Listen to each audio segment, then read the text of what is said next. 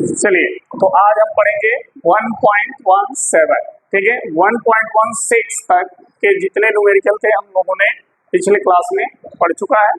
अब हम बात करेंगे 1.17 जो आपको बोर्ड पे दिख रहा है, यही हमारा प्रश्न है, ठीक है। देखिए, एनसीईआरटी के जो न्यूमेरिकल हैं बहुत लेंदी है, उनके सेंटेंस जो है बहुत बड़े बड़े हैं, बट उसको देख के घबराना नहीं है। आप उस सेंटेंस को पढ़िए, ठीक है, तो आपको प्रश्न समझ में आ जाएगा क्या कह रहा है, और उसी के अनुसार आप करेंगे तो 2 मिनट नहीं लगेंगे, सॉल्व हो जाएगा, ठीक है। तो आप घबराइएगा नहीं, इतना बड़ा क्वेश्चन देख करके तो बहुत बड़ा है, छोड़ दो, छोड़ना नहीं है, इसको करना है। देखो कुछ नहीं है, देखो लिखा है किसी काले बॉक्स, मतलब एक बॉक्स है काले रंग का, तो अगर वो बॉक्स है, समझना इस चीज को, तो बॉक्स में कितने फलक होंगे? 6। अगर घरे मम्मी का बक्सा हुई तो बक्सा के कितना पृष्ठ हुई? 6, 2 इस साइड, 2 इस साइड, 4 और एक नीचे 1, तो 6 हुआ, 6 फलक होंगे उसके। तो कह रहे एक काले बॉक्स के पृष्ठ पर विद्युत क्षेत्र की सावधानी पूर्वक ली गई जो माप है, उसके पृष्ठ पर जो विद्युत क्षेत्र है उसको जब मापा गया तो वह माप यह संकेत देती है कि बॉक्स के पृष्ठ से गुजरने वाला कुल जो विद्युत फ्लक्स है वो इतना है। करेक्ट, काला बॉक्स है, बॉक्स के ऊपर जो विद्युत क्षेत्र है जब उसको मापा गया तो ये बता रहा है कि इस बॉक्स से निकलने वाला जो कुल विद्युत फ्लक्स है वो कितना है? इतना, ठीक है। तो कह रहा है पहला प्रश्न, तो बॉक्स के भीतर नेट आवेश कितना है? समझना, बॉक्स ऐसे ही होता है ना, हैं? मम्मी कई बक्सा देखो ऐसे ही होता होगा, ऐसा, ठीक है। ऊपर वाला कैप मान लो, कैप यहाँ पे लगा लो, कुंडा बनाने वाला बॉक्स बन के रेडी हो गया, सही है। ये बॉक्स काले रंग का है, इसके ऊपर जो विद्युत क्षेत्र है, इस पृष्ठ पर जो विद्युत क्षेत्र है, चारों तरफ जो पृष्ठ है उस पृष्ठ पर जो विद्युत क्षेत्र है वो विद्युत क्षेत्र ये बता रहा है कि इस बॉक्स से निकलने वाली जो कुल विद्युत फ्लक्स है वो कितना है? इतना है, ये बता रहा है। तो चलिए देखिए हल करते हैं। कह रहा है कि बॉक्स से गुजरने वाला कुल विद्युत फ्लक्स, तो लिखेंगे बॉक्स से गुजरने वाला नेट, नेट का मतलब कुल विद्युत क्या? फ्लक्स। विद्युत फ्लक्स को किससे प्रदर्शित किया जाता है? फाई से।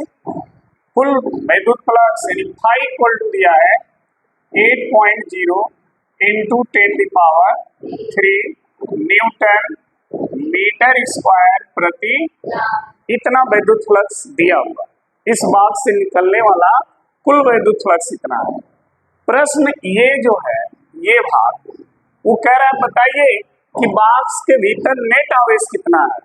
जब यहाँ से विद्युत क्षेत्र रेखाएं जो निकल रही है, विद्युत क्षेत्र रेखाएं जो निकल रही हैं ऐसे ऐसे ऐसे, इन्हीं विद्युत क्षेत्र रेखाओं की संख्या को ही हम कहते हैं विद्युत फ्लक्स, इन्हीं को कहते हैं ना। तो अगर यहाँ से विद्युत क्षेत्र रेखाएं निकल रही हैं तो ये संख्या ही विद्युत फ्लक्स हो जाती है, समझ में आएगा।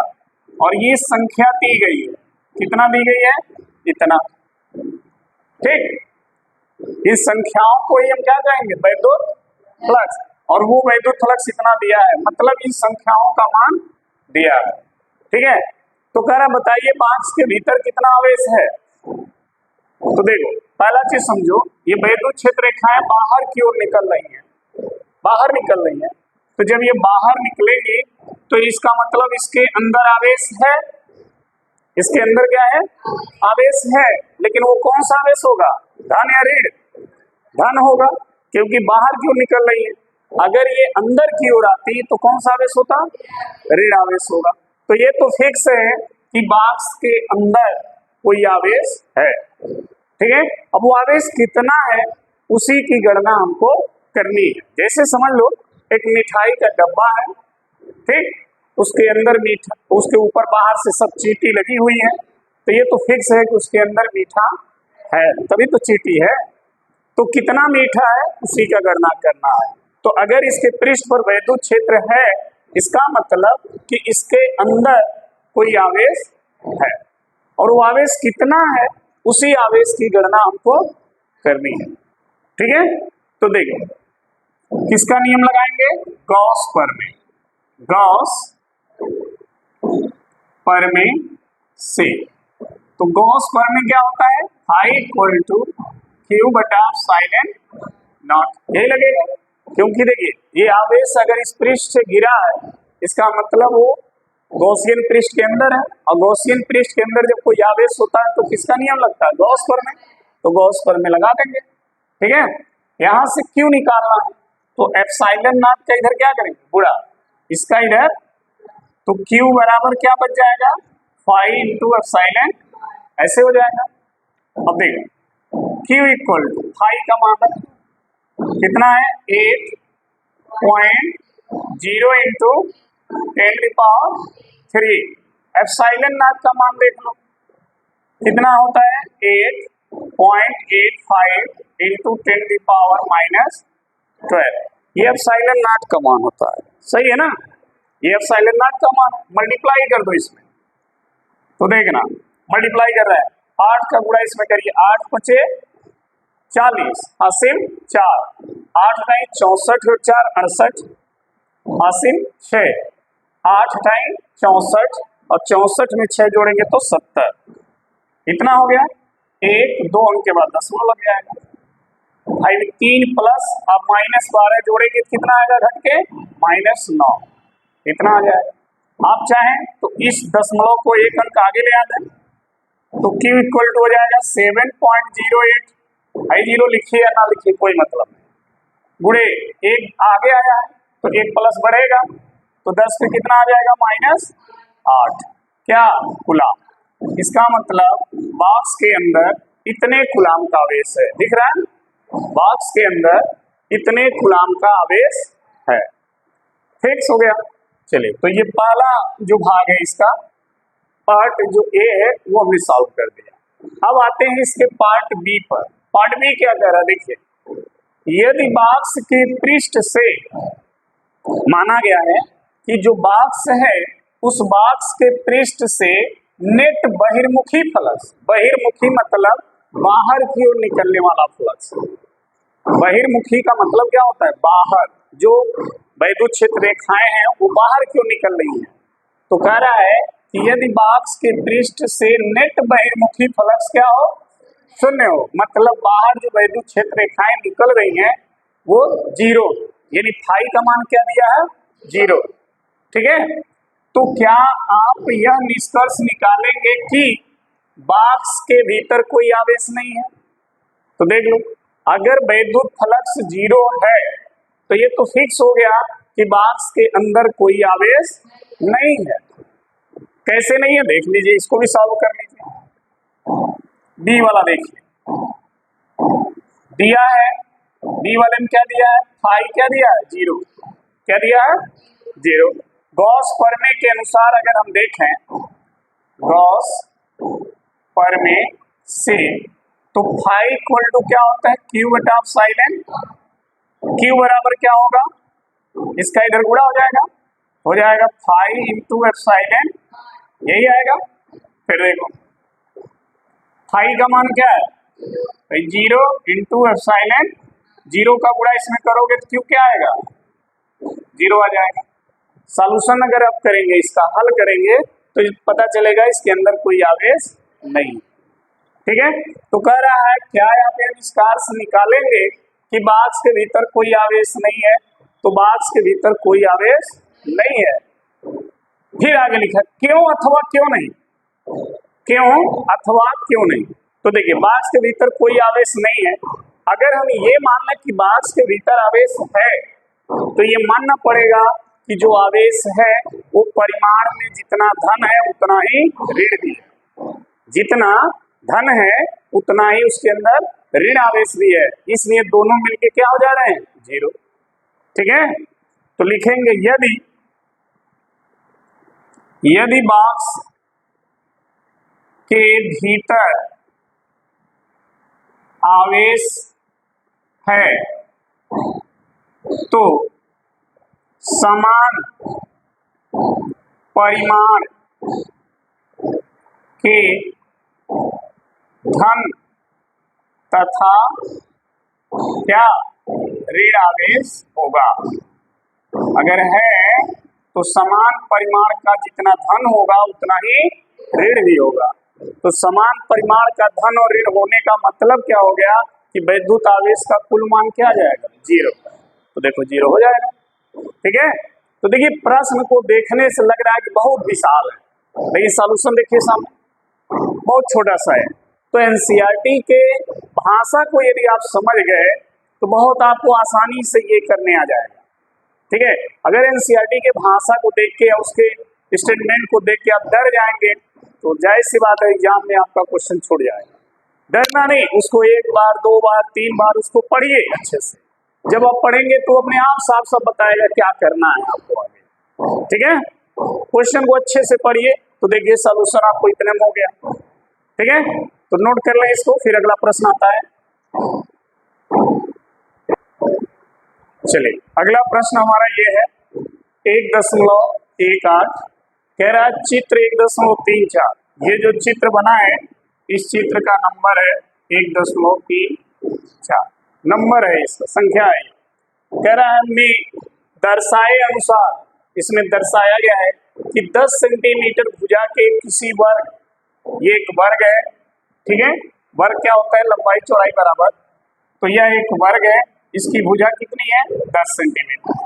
ठीक है, कि किसी वर्ग के केंद्र से, इस वर्ग का जो सेंटर है वहां से 5 सेंटीमीटर ऊंचाई पर, इस वर्ग के सेंटर से 5 सेंटीमीटर ऊंचाई पर क्या रखा गया, 10 माइक्रोकूलम का एक आवेश रखा गया है। ठीक है, इस वर्ग से, ये जो वर्ग है इससे गुजरने वाला कुल फ्लक्स कितना होगा, या इससे गुजरने वाले वैद्युत फ्लक्स का परिमाण ज्ञात कीजिए। परिमाण का मतलब कितनी वैद्युत क्षेत्र रेखाएं इस वर्ग से केवल गुजरेंगी, केवल वर्ग से। तो देखिए अगर हम इस वर्ग से गुजरने वाले वैद्युत फ्लक्स का मान निकालना है तो हम क्या करें, इसी वर्ग पर एक घन बना लें, घन जिसकी ऊंचाई भी क्या हो, 10 हो। लंबाई चौड़ाई तो 10 है, ऊंचाई भी क्या कर देंगे, 10। इसी पर हम एक घन का निर्माण करेंगे। अब वो घन कैसे बनेगा देखिए ध्यान से। ये सेंटर है इसका, हम क्या करें, यहां से सीधे ऐसे लाइन खींच देते हैं, ऐसे।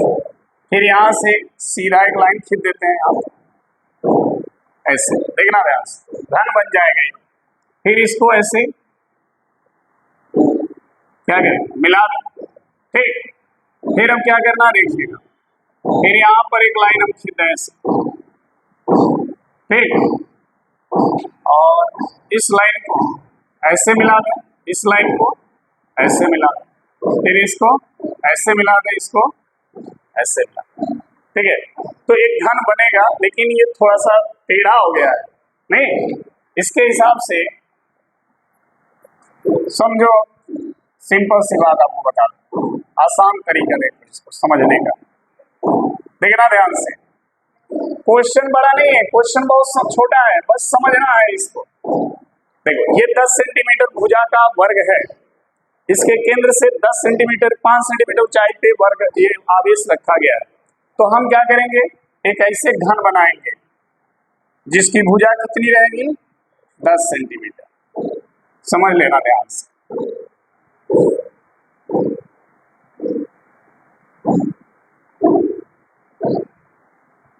अब समझ में आ जाएगा, हो गया। गलत हो रहा है तो इसको ऐसे मिलाएगा, इसको ऐसे, हाँ ऐसे हो गया ना, फिर अजीब हो गया, टेढ़ा हो गया, फिर टेढ़ा हो जाएगा। नहीं, अच्छा चलो ऐसे बना, ये वाला तो सही है बनेगा।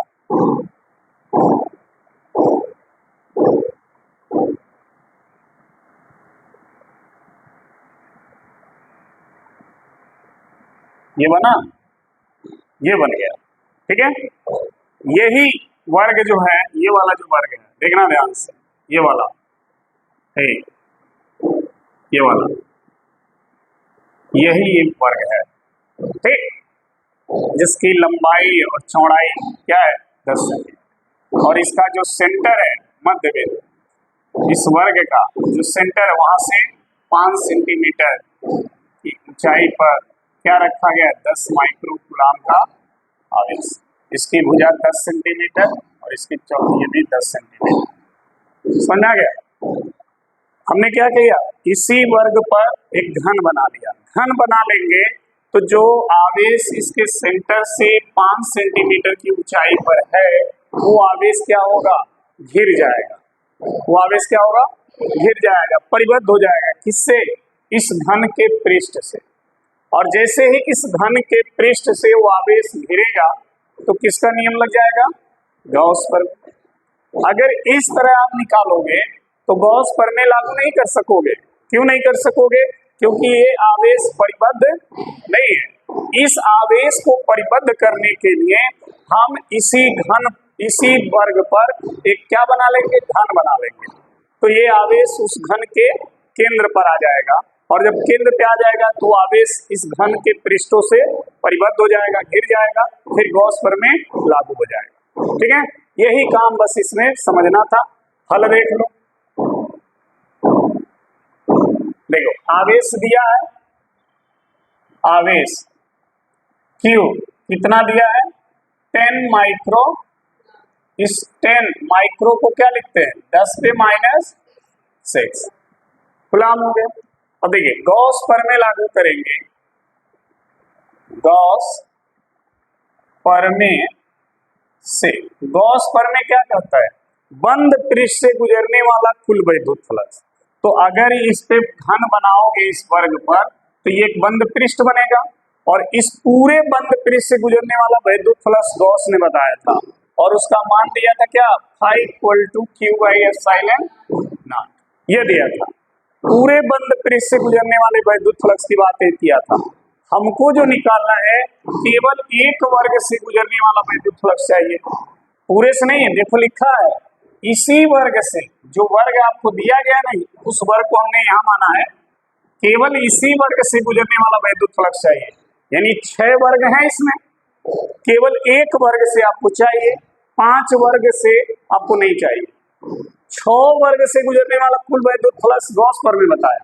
हमें जो निकालना है केवल एक वर्ग से निकालना है। मतलब समझो कि 6 वर्ग से, यहाँ समझो जैसे कहा जाता है कि 6 आम का दाम कितना है, 12 रुपया, तो 1 आम का दाम कितना होगा, तो 12 में 6 से क्या करोगे, भाग दे दोगे तो 2 रुपया आ जाएगा। भाई 6 आम का दाम कितना है, 12 रुपया। अगर 1 आम का दाम पूछा जाए तो इस 6 से उसमें क्या करेंगे, भाग दे देंगे। कोई कह रहा है इस पूरे घन से गुजरने वाला वैद्युत फ्लक्स कितना है, समझना 6 फलक है, यानी 6 फलक से गुजरने वाला वैद्युत फ्लक्स कितना है, इतना। ठीक, तो अगर एक फलक से पूछेगा तो Q/ε0 में 6 से क्या करेंगे, भाग दे देंगे।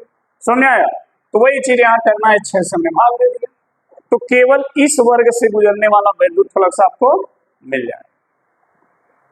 6 फलक से गुजरने वाला वैद्युत फ्लक्स था इतना, और हमको जो निकालना है कर इसी वर्ग से, केवल एक ही वर्ग से पूछ रहा है, मतलब 6 वर्ग हैं तो 6 से गुजरने वाला वैद्युत फ्लक्स कितना होगा, गॉस के नियम से। लेकिन आपको जो निकालना है केवल एक वर्ग से निकालना है, तो इसमें क्या करेंगे, 6 से भाग दे देंगे, तो एक वर्ग से गुजरने वाला वैद्युत फ्लक्स आपको मिल जाएगा। क्लियर हो गया। अब देखो Q का मान रख दो 10 गुणे 10 पे माइनस और 6 इंटू ε0 का मान रख दो, और इसी को हल कर दो। क्या करो, इसको हल कर दो। हल कैसे होगा देखो, 10 गुणे 10 पे माइनस 6, भाई 10 पे -12 ऊपर जाएगा तो क्या हो जाएगा +12, सही है। नीचे देखो 5 छके 30 हासिल 3, 6 8 48, 3 51 को 1 हासिल 5, 6 8 48 5 53। ठीक है, 2 अंक के बाद 10 लगा, इतना हो गया।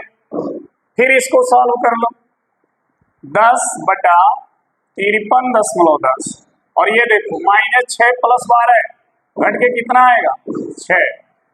जो बड़ा होगा वही आएगा, जो बड़ा है उसी का चिन्ह आएगा ना, अब माइनस प्लस है तो घट जाएगा। अब देखना है 10 में 53.1 से क्या करना है, भाग देना है। अगर हम इसमें 10 से ऊपर और 10 से नीचे गुणा कर दें तो नीचे का दशमलव क्या होगा, हट जाएगा। तो दिख रहा है ना, 5 ऊपर 10 से गुणा किए क्या हो गया, नीचे 10 से गुणा करोगे तो 10 में 1 0 होता है, ये दशमलव 1 अंक पीछे चला जाएगा, यानी हो जाएगा 531 अब दशमलव के बाद 0 आ गया तो ये 0 लिखिए या 531 हो जाएगा। ठीक है, गुणे 10 पे कितना हो गया 6। अब 531 से इसमें क्या करना है, भाग देना। भाग देने के बाद जो मान आएगा वही आपका क्या हो जाएगा, आंसर हो जाएगा। तो देख 100 है, 100 में हम 531 से क्या करेंगे, भाग देंगे। तो देखो ये 100 है, ये तो ऑलरेडी कम इससे तो भाग जाएगा नहीं, तो क्या करते हैं यहाँ दशमलव बढ़ा करके यहाँ 0 बढ़ा लेंगे, तो कितना हो गया 1000। 1000 हो गया। अगर इसको 2 बार में कैलकुलेशन करें, 2 बार में, तो 1000 से ज्यादा हो जाएगा, नहीं हो जाएगा। तो कितनी बार कैलकुलेशन करें, 1 बार। तो देखो आएगा 5 3 1, यही आएगा। देखो 10 में से 1 गया 9, यहाँ बचा 9 में से 3 गया 6 और यहाँ बचा 9 में से 5 गया 4, इतना आया। 1 0 और बढ़ा लो, इतना आ जाएगा। सही है। अब कितनी बार में जाएगा, देखो कितनी बार में जाएगा, 9 बार में। 9 बार में जाएगा, नहीं 9 बार में नहीं जाएगा, 8 बार में। देख लो 8 करना 8, 8 त्रिक 24, 2 बचा, 8 25 40 और 2 42, कितना आया। इसको भी हल कर लो। ठीक है, 10 में से 8 जाएगा कितना आएगा, मतलब समझ लेना कितना आ रहा, 0.18 ऐसे आएगा। तो इससे जब इसमें आप भाग दोगे तो 5 का मान आएगा 0.18 समथिंग और भी आएगा इंटू 10⁶। सही है। अब क्या करो, दशमलव को 1 अंक पीछे ले जाओ, दशमलव 1 अंक पीछे गया तो माइनस यहाँ बढ़ेगा, तो कितना हो जाएगा 5, कितना हो जाएगा 5। तो वैद्युत फ्लक्स कितना हो गया, इतना। वैद्युत फ्लक्स इतना हो गया ना, न्यूटन मीटर स्क्वायर प्रति कूलम। तो एक इस वर्ग से गुजरने वाला वैद्युत फ्लक्स इतना हो जाएगा। ठीक है, तो घबराना नहीं, बस प्रश्न को समझ लो। इस वर्ग से केवल पूछा है तो तुरंत इस वर्ग पे घन बना दो। ठीक है, घन में कितने फलक होंगे, 6, और एक फलक से निकालना है तो गॉस प्रमेय में 6 से क्या करोगे, भाग दो, फिर मान रख के कैलकुलेशन कर दो, आ जाएगा आंसर। ठीक है, तो नोट कर लें।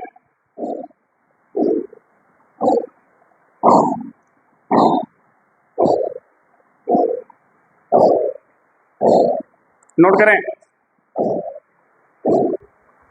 चलो देखो अगला प्रश्न देखो 1.19 क्या कह रहा है, कह रहा है 2.0 माइक्रोकूलम का कोई बिंदु आवेश किसी किनारे पर 9.0 सेंटीमीटर किनारे वाले किसी घनीय गाउसीय पृष्ठ के केंद्र पर स्थित है।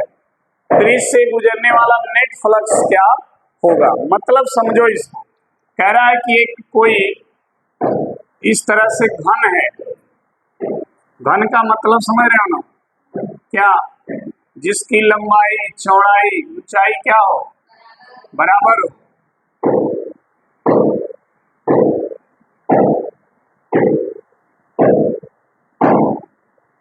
इस तरह का कोई घन है, ठीक है, ऐसे ये घन है। इसकी साइड किनारा जो है कितना है 9.0 सेंटी, 9.0 सेंटी, 9.0 सेंटी, यानी लंबाई चौड़ाई ऊंचाई सब बराबर है, ठीक है 9.0 सेंटीमीटर। कह रहा है इसके केंद्र पर इतने माइक्रोकुलाम का आवेश है।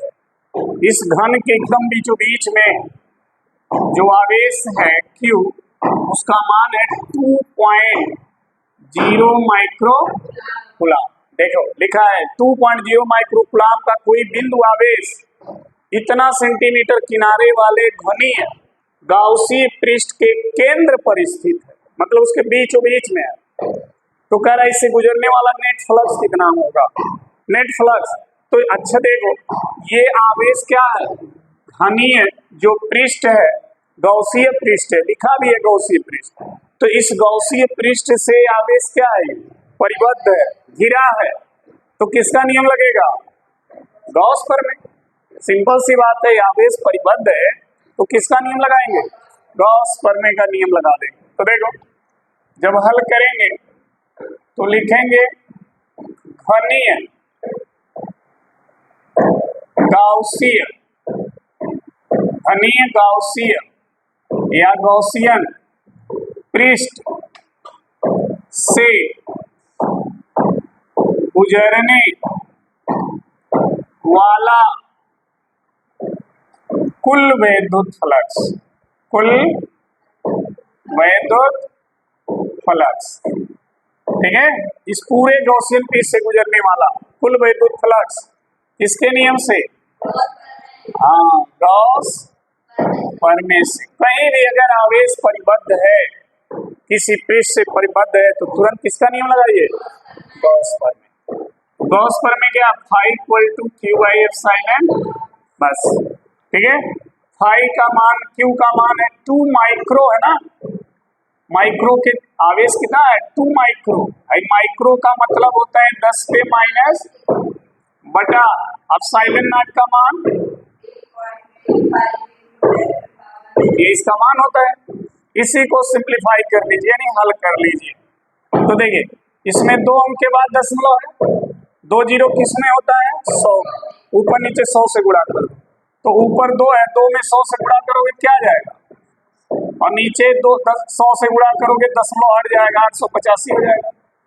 अच्छा ये ऊपर जाएगा कहीं तो 10 पे माइनस 6 ऊपर है, और जब ये 10 का पावर -12 ऊपर जाएगा तो क्या हो जाएगा +12, ठीक।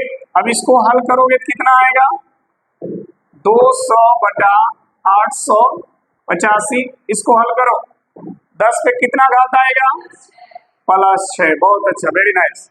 चलो अब इससे इसमें भाग देना पड़ेगा, भाग दे के देख लेते हैं।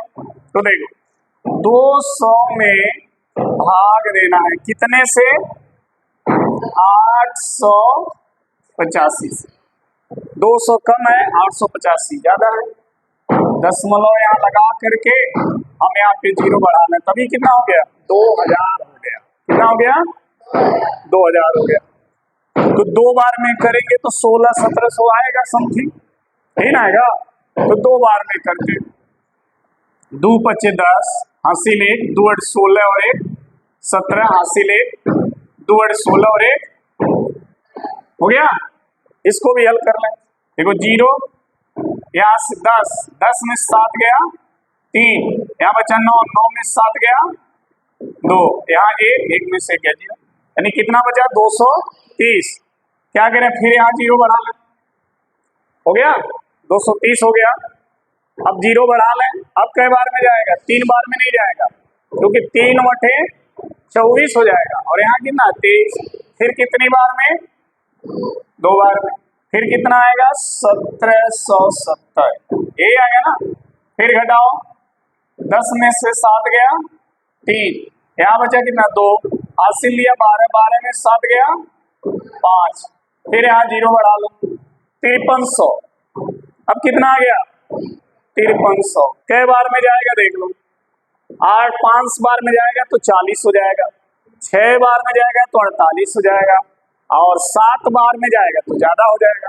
तो 6 बार में देखो 6 × 5 = 30 हासिल 3, 6 बटे 48, 48 3 51 हासिल 5, 6 बटे 48 और 48 5 53, ज्यादा हो गया ना।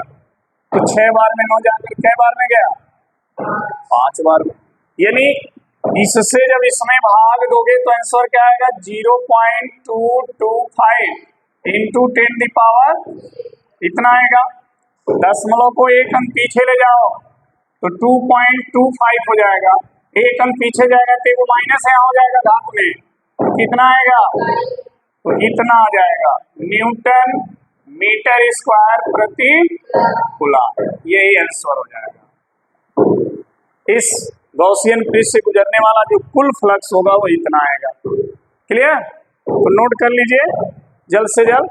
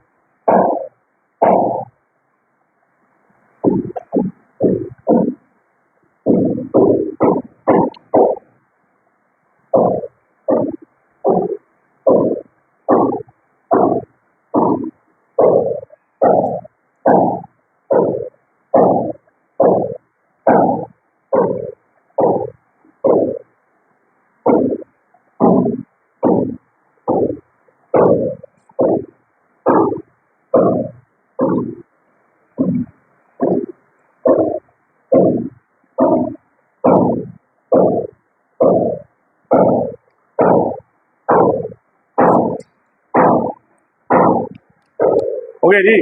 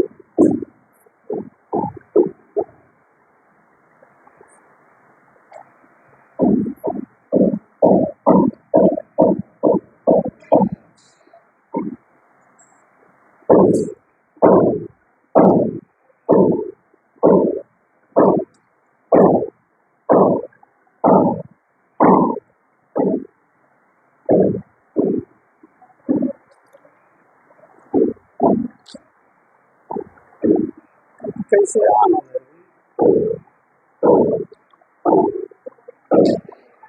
चलिए देखिए,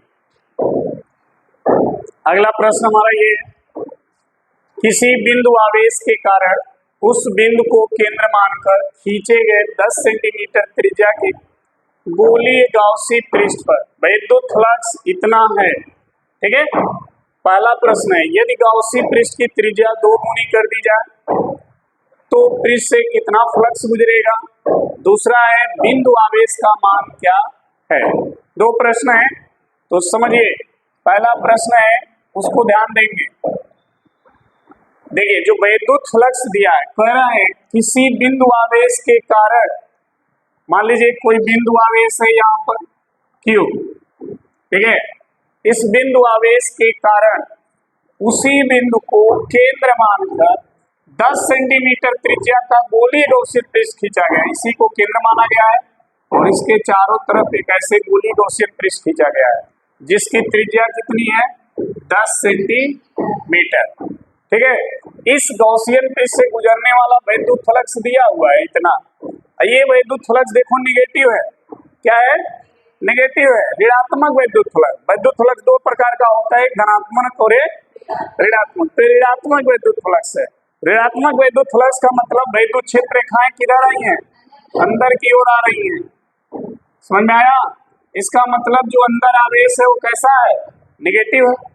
कैसा है, नेगेटिव है। ठीक है, तो देखें वैद्युत फ्लक्स दिया है,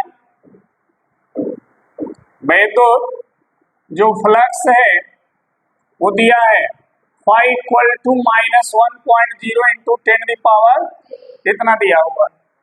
ठीक है, कह रहा है यदि गौसीय पृष्ठ की त्रिज्या को 2 गुनी कर दी जाए। पहला प्रश्न, अगर ये त्रिज्या जो 10 सेंटीमीटर है, अगर इसको दूना कर दें ऐसे, तो वैद्युत फ्लक्स कितना गुना हो जाएगा,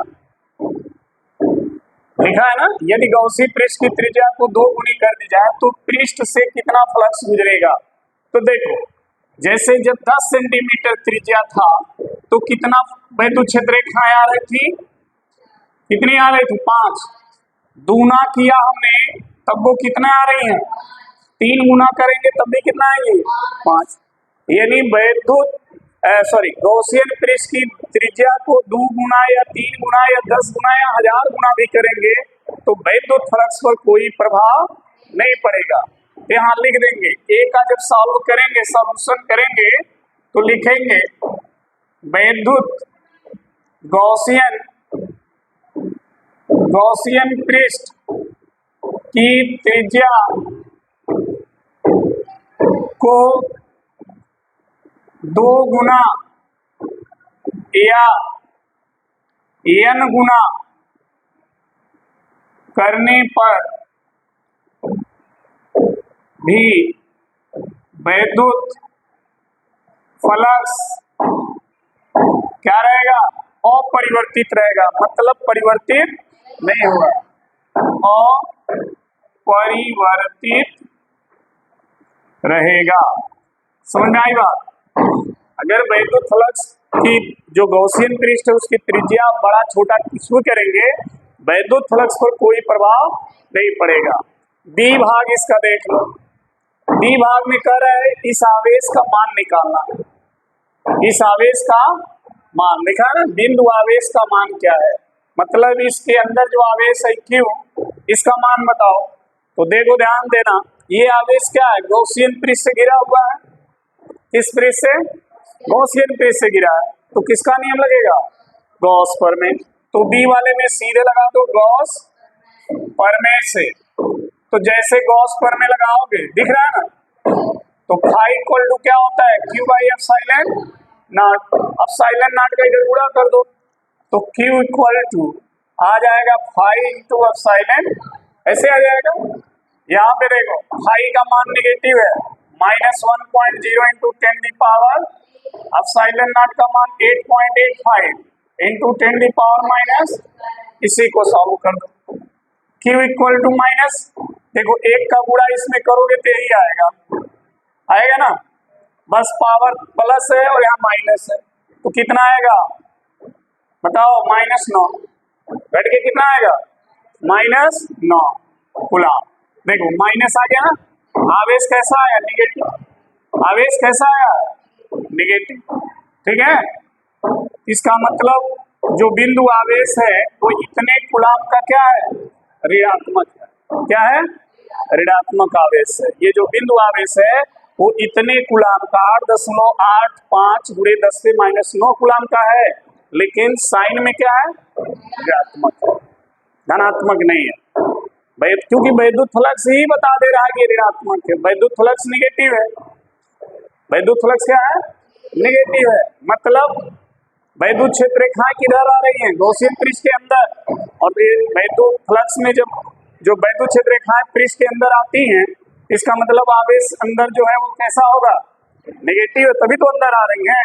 अगर वो पॉजिटिव होता तो बाहर निकलती।